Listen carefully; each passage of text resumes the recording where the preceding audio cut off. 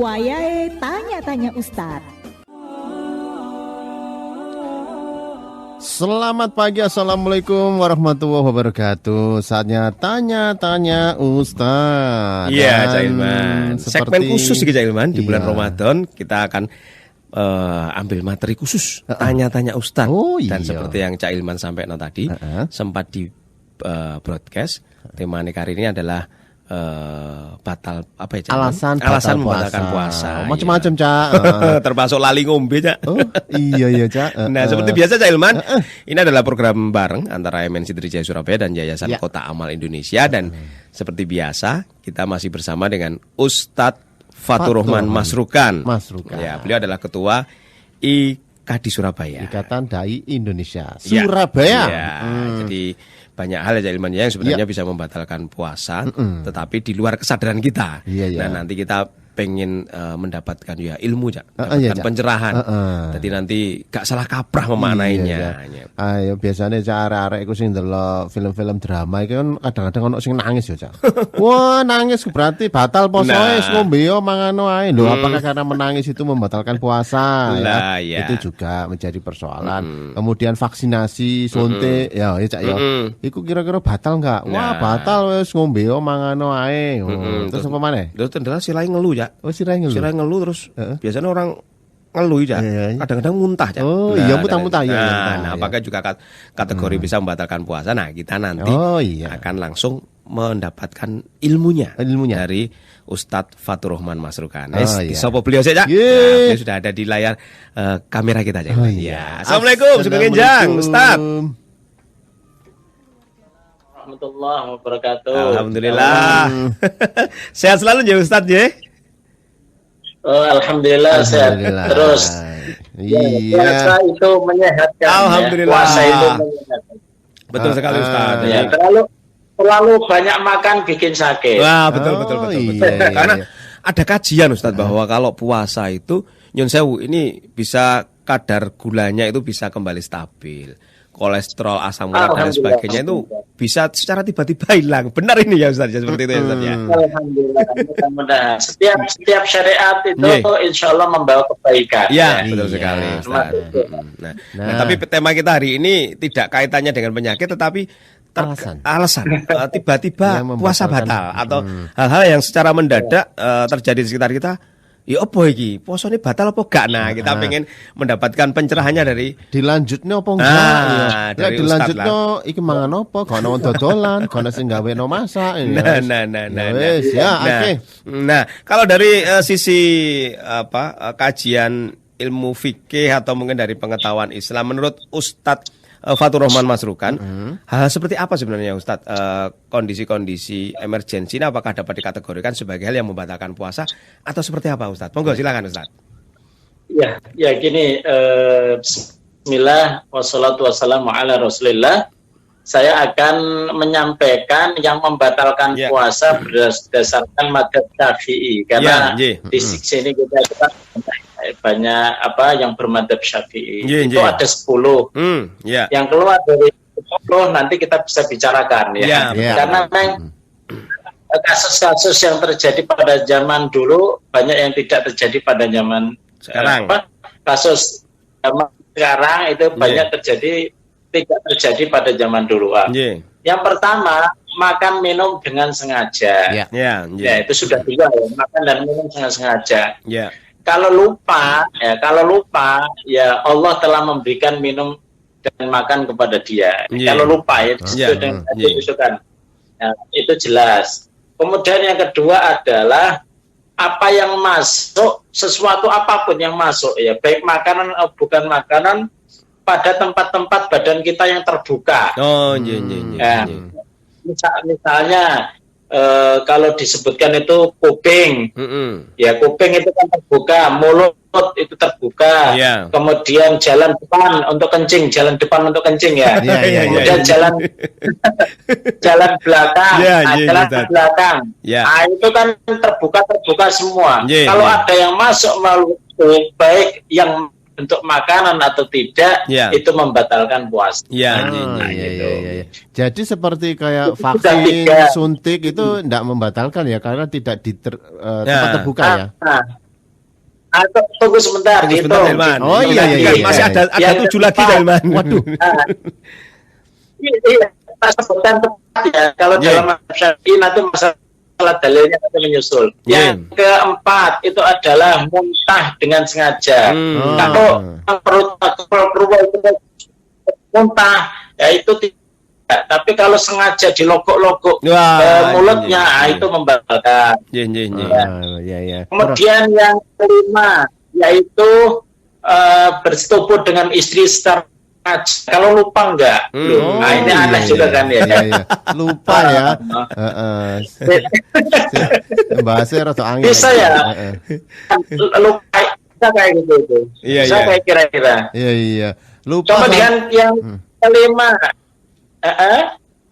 monggo Ustaz lanjut Ustaz. Yang kelima itu, yang kelima itu masturbasi atau onani ya dengan sengaja mengeluarkan dengan tangan sendiri atau tangan orang lain. Ya. Kalau tidur kemudian mimpi keluar nggak batal. Yang batal itu yang sengaja. Kalau tidur terus mimpi ketemu siapa kemudian melakukan itu dan ternyata keluar itu tidak membatalkan. Kemudian haid dan nifas, kemudian gila dan murtad.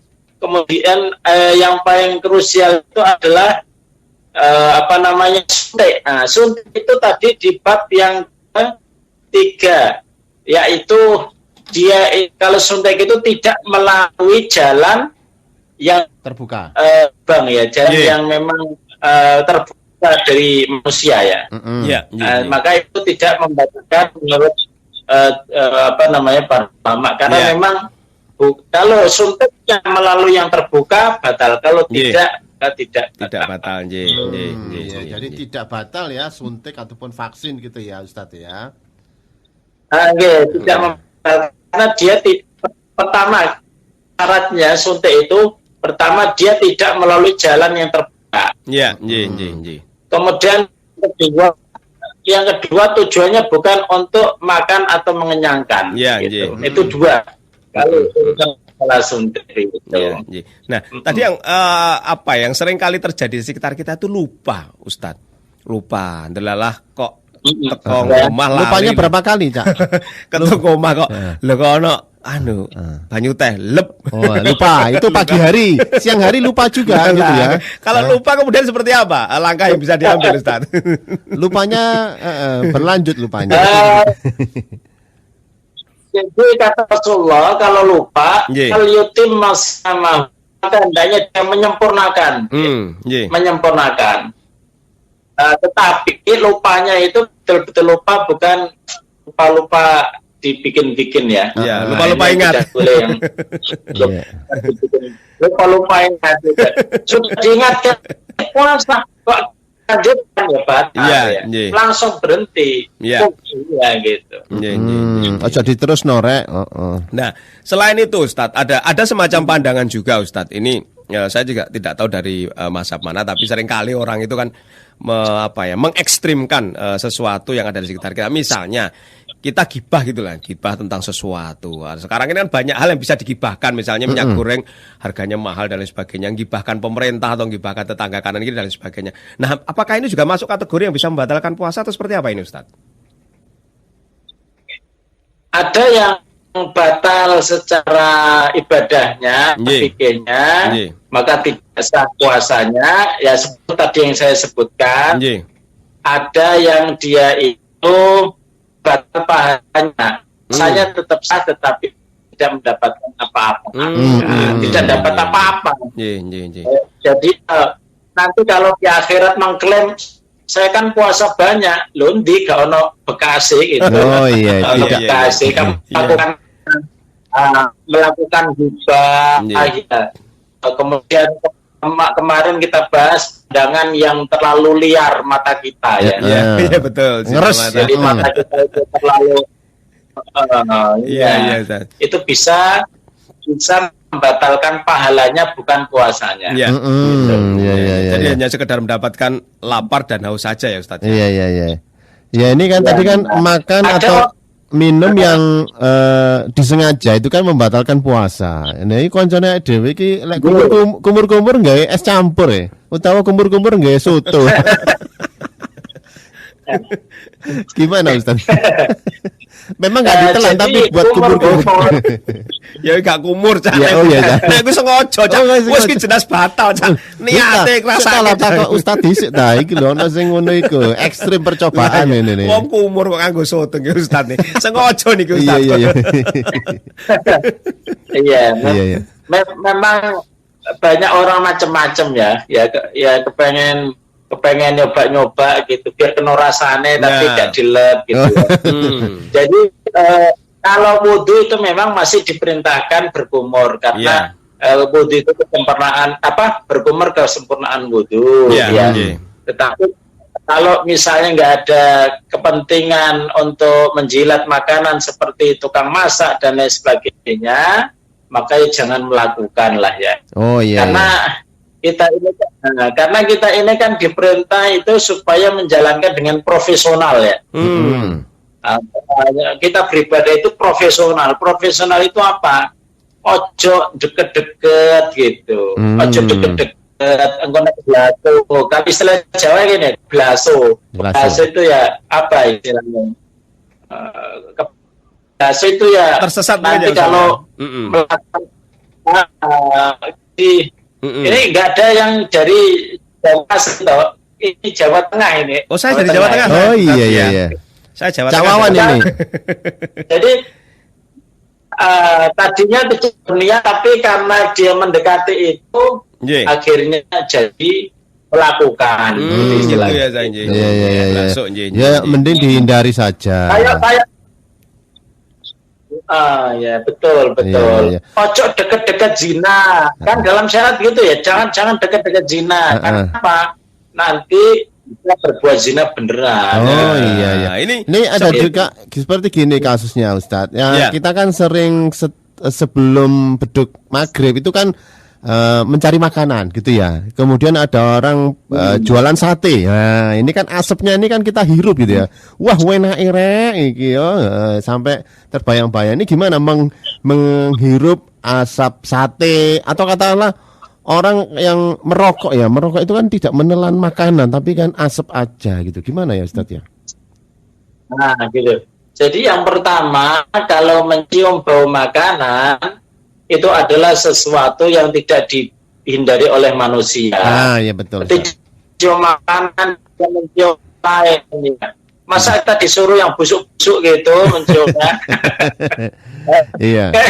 Masa kita disuruh yang busuk-busuk kalau puasa kan enggak, ya yang wangi, yang enak, itu enggak masalah karena memang itu sudah ini bagian dari manusia yang enggak bisa kita. Oh kalau puasa nyium yang busuk-busuk tok lho ya, ojo sing wangi-wangi, ojo sing enak-enak lho. Iya.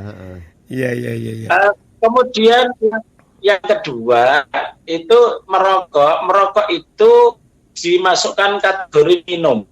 Minum. Di dalam bahasa Arab yang namanya merokok itu yashrabud dukhon, yaitu minum asap. Minum asap. Minum asap. Nah, gitu. Jadi minum asap dan itu di dalam syariat membatalkan puasa. Oh, apalagi kan sekarang ada jenis-jenis varian ya, ada rasa durian, rasa vanila gitu ya. Rokoknya. Jadi membatalkan ya. Kalau ada yang membolehkan itu langsung membatalkan. Kalau ada yang membolehkan itu nanti orang-orang pada ini karena mereka memilih merokok daripada minum kopi, minum teh gitu. Iya. Nah, Ustadz ini juga ada yang bertanya, ini seorang pendengar. Ini biasanya jika akan buka, ketika kita tidak menemukan orang jualan itu seringkali masak gitu. Nah, kita mencoba untuk mencicipi itu termasuk kategori membatalkan puasa atau tidak, Ustaz? Karena kalau tidak dicicipi, nanti ternyata kurang manis, tapi kurang bumbunya dan lain sebagainya. Nah, nyicipinnya sak mangkok apa sak cendong, Cak? Kak, sak baskom aja. Jadi mencicipi itu ada riwayat ya dari Ibnu Abbas, kalau boleh mencicipi. Sebenarnya kan ketika kita wudu berkumur itu kan kayak mencicipi sebenarnya air ya, iya. Tapi tidak boleh ditelan ya. Itu khusus pada perkara-perkara yang dibutuhkan. Kalau kita bukan tukang masak ya nggak usah ke pawon, nggak usah ke dapur ya. Oh iya. Bukan tukang masak antri di dapur, pengen ngicipi, apa ini maksudnya? Oh gitu Ustaz. Ngicipi sak cebok. Iya, wah, iku ono maksud tertentu gitu ya. Ya ini Ustaz. Maksud tertentu. Ini Ustaz ada yang juga bertanya ini ya. Ustaz, karena khawatir airnya tertelan saat wudhu tidak pakai berkumur, apa diperbolehkan? Ya, khawatir memang kadang ya, khawatir, terutama yang suka bermain-main ya, itu khawatir. Jadi berwudu itu termasuk wudhu. Jadi seandainya tidak memakai kumur, tidak menyedot air ke hidung, itu wudhunya tetap sah. Tetap sah. Karena wudhu itu kan ada empat ini. Yang pertama membasuh muka, kedua membasuh tangan sampai siku, ketiga mengusap kepala, keempat itu membasuh kaki sampai mata kaki. Jadi kalau misalnya wudhu 4 itu sudah cukup. Cuman kalau pengen lebih lengkapnya, ya paket lengkap, jangan paket pilih-pilih gitu. Jadi ada pertanyaan lagi Ustadz. Ini pengantin baru Ustadz. Ini karena nggak kuat akhirnya cuman berciuman dengan istri ya, tapi tidak sampai melakukan hubungan apa ya? Misal dia kali gak berciuman dengan istri tapi cukup fotonya saja yang dicium itu ya apa? Apakah membatalkan puasa dengan berciuman tapi tanpa hubungan loh ya? Hubungan itu loh ya. Ini ada sahabat yang lapor juga Umar bin Khattab. Ya Rasulullah, saya awakku iki ya wis soro gitu kok. Poso-poso lho gak kuat ngerti bojone sing ayu terus diambung dicium gitu ya. Akhirnya dia merasa bersalah gitu kan. Rasulullah bilang, seandainya kamu berkumur ketika wudhu, apakah kamu itu batal puasanya? Kata Umar, ya enggak ya Rasulullah, cuma berkumur aja, enggak diminum. Itu hukumnya seperti berkumur ketika wudhu. Jadi itu seperti berkumur, tapi jangan banyak berkumur. Nanti ojo keterusan nanti setrumnya semakin besar. Setrumnya kemana-mana nanti.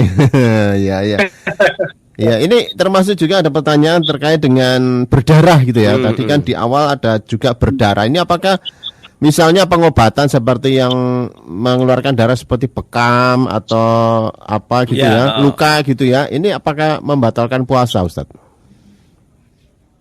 Seperti bekam, donor darah donor darah.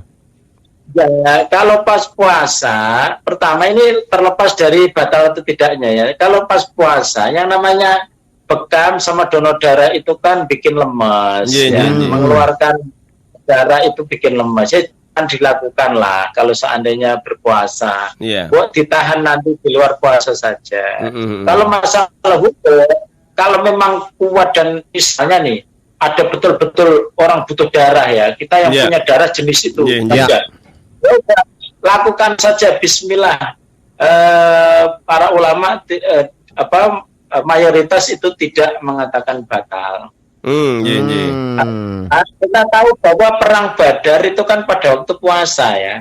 Artinya kalau perang itu kemudian kena sabetan pedang kayak masuk perang mulus kabeh gak mungkin. Makanya ada keluar darah, ada yang enggak keluar darah yang tidak membahayakan puasanya, monggo. Tetapi harus dengan rekomendasi dokter. Ya, kalau seandainya misalnya ini nih, kamu aja yang punya jenis darah itu, maka saya ambil. Dokternya bagaimana? Aman. Tapi kalau nanti kamu bisa pingsan, malah bisa membatalkan semua, itu tidak boleh. Ini ada juga yang bertanya ini, ada yang menggunakan wangi-wangian ya, termasuk juga minyak angin ya. Ini kan dihirup juga, Ustadz. Kemudian juga ada ini untuk melancarkan dahak itu ya Ustadz ya. Iya, iya. Nah, ini hidung mampet gitu loh, Ustaz. Ini apakah membatalkan puasa, Ustaz? Ya, yang berupa gas, sekali lagi seperti yang melewati angin, tempat nafas itu nggak masalah. Yang bermasalah itu adalah benda yang bisa dilihat oleh mata. Makanya di dalam mazhab Syafi'i, sesuatu yang bisa dilihat mata masuk ke lubang hidung, masuk ke lubang mulut. Itu seperti dahaga itu yang bisa dahak ya? Dahak, cair itu. Spray.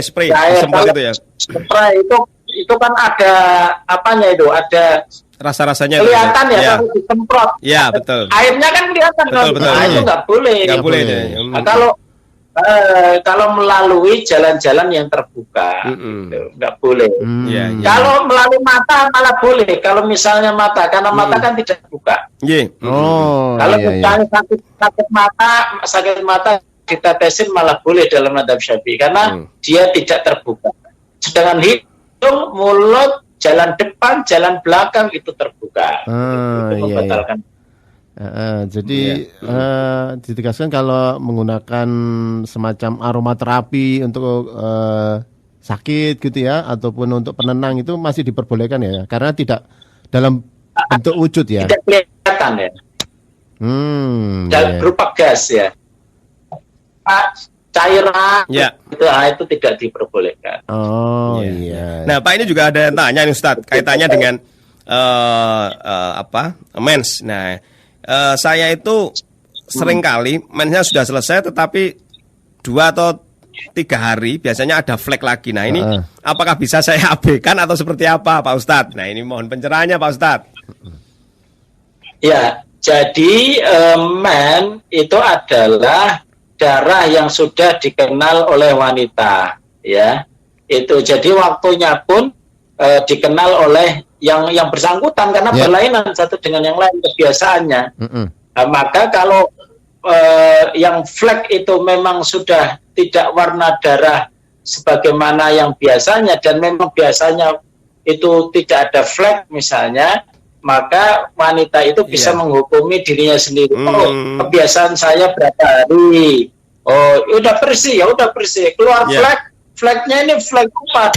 Haid apa darah yang lain atau penyakit? Batalkan puasa dan lakukan puasa seperti biasanya. Ini ada pertanyaan terakhir. Saya berenang ketika puasa. Wah, ini gimana ini hukumnya berenang ini? Ngademno awak, engko pas lali, ngombe, gak sengaja itu. Gimana, Ustaz? Ya, kalau berendam aja nggak masalah ya. Misalnya di kamar mandinya ada bak yang untuk merendam diri itu apa segini? Bathtub ya. Bathtub itu ya nggak masalah kalau berendam. Usahakan yang jangan sampai ada yang masuk ke dalam tubuh. Jangan ada yang masuk ke dalam tubuh. Kalau renang jangan karena dia ngambil resiko terlalu besar. Beresiko. Beresiko ya, yang namanya orang berenang itu kan sok-sok ambekane mandek sedelok. Iya. Lebih banyak. Apalagi berenang di kolam dawet gitu ya. Iya. Ya, Pak Ustadz, terakhir mungkin ada pesan yang ingin disampaikan ke pendengar, Pak Ustadz, kaitannya dengan menjalankan ibadah puasa dan juga menghindari hal-hal yang bisa membatalkan, khususnya di bulan Ramadan ini. Monggo silakan, Pak Ustadz. Pendengar Trijaya yang dimuliakan Allah, di hari yang sangat indah di bulan Ramadan ini, mari kita menjalankan ibadah puasa sesuai dengan tuntunan Rasulullah SAW. Apa-apa yang membatalkan dan apa-apa yang tidak membatalkan itu sudah dibahas oleh para ulama. Jangan nangis membatalkan, nggak ada namanya nangis membatalkan puasa itu nggak ada nggak ada ceritanya. Atau misalnya membersihkan telinga itu dianggap membatalkan, tidak masuk ke dalam tubuh dia malah mengeluarkan kotoran kayak begitu. Orang yang membuang ingus juga begitu. Maka kita tadi berdasarkan mazhab Syafi'i ada 10 dan mudah-mudahan bisa diingat nanti sebagai standar kita dalam melakukan ibadah puasa. Mudah-mudahan puasa kita diterima oleh Allah Subhanahu wa ta'ala. Amin, amin ya rabbal alamin. Baik, terima kasih Pak Ustadz Faturrahman Masrukan atas tausiahnya, pencerahannya. Semoga menjadi barokah dan manfaat bagi pendengar MNC. Semoga semuanya. Amin, amin. Selamat pagi. Assalamualaikum. Waalaikumsalam warahmatullahi wabarakatuh. Oke, Cak Wawan. Iya, Cak Iman, kita sudah bersama dengan Ustadz Faturrahman Masrukan. Beliau dari IKAD Surabaya.